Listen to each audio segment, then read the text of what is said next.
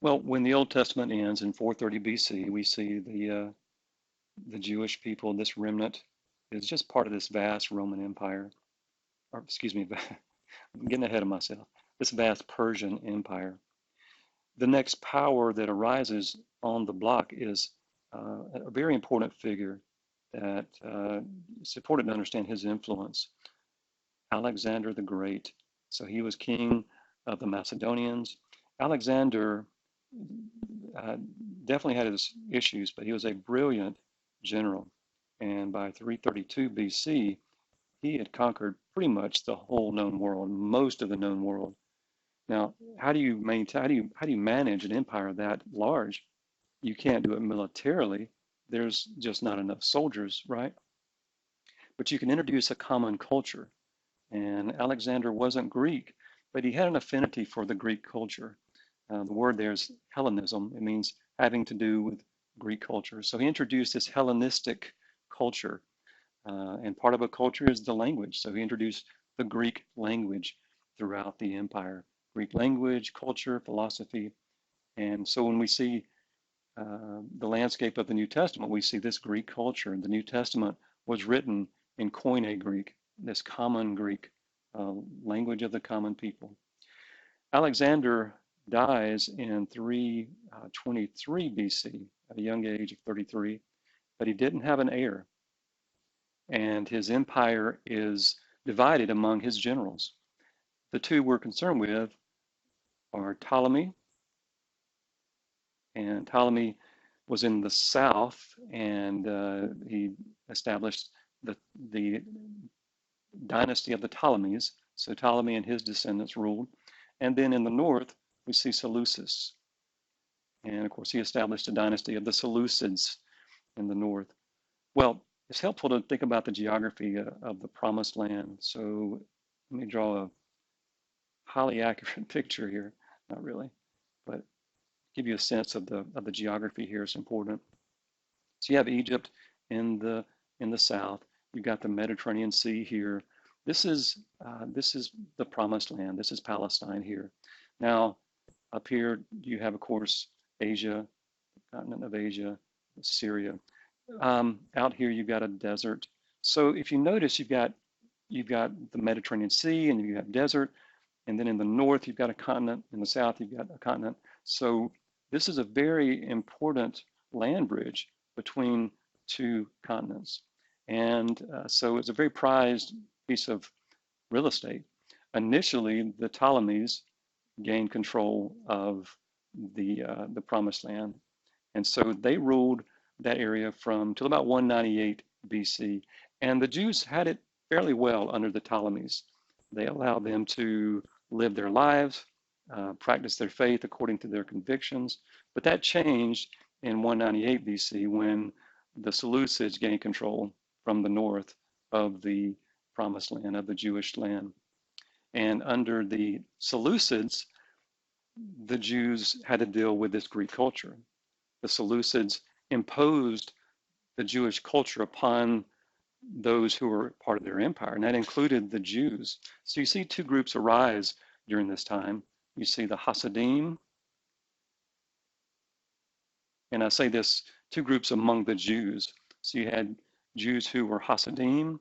These were those who were not willing to compromise, that were not willing to compromise their Jewish convictions with Greek culture. And then you had the Hellenizers, and these were those who were Jews who were willing to compromise, to go with the flow and get along with the current state of things, with the influence of Greek culture. Well, things really came to a head under one of the Seleucid kings, Antiochus the Fourth. He called himself Epiphanes, Antiochus Epiphanes. God manifest. He saw himself as Zeus manifested upon the earth, his reign upon the earth. And Antiochus brutally persecuted the Jews. Ultimately, he had his representatives set up a statue of Zeus in the Jerusalem temple. He has a pig slaughtered upon the altar. He outlaws the Jewish religion, burns the book of the law, the Pentateuch. He, yeah, he makes it illegal to practice their faith. Those who disobeyed that decree were tortured horribly and murdered. So Antiochus brutally persecutes the Jews. And there's another figure we need to look at, Mattathias. Um, Mattathias was a country priest about 17 miles outside of Jerusalem. And the representative for Antiochus comes into town. He's like, hey, you need to make a sacrifice to the king. Mattathias is like, well, that's not going to happen. Another Jew steps up and says, well, I'll do it. Mattathias kills the Jew and he kills the king's representative. And he and his 5 sons take off into the hills. When Mattathias dies, his son Judas takes over. And Judas comes to be known as Judas Maccabeus, which seems to mean the hammer,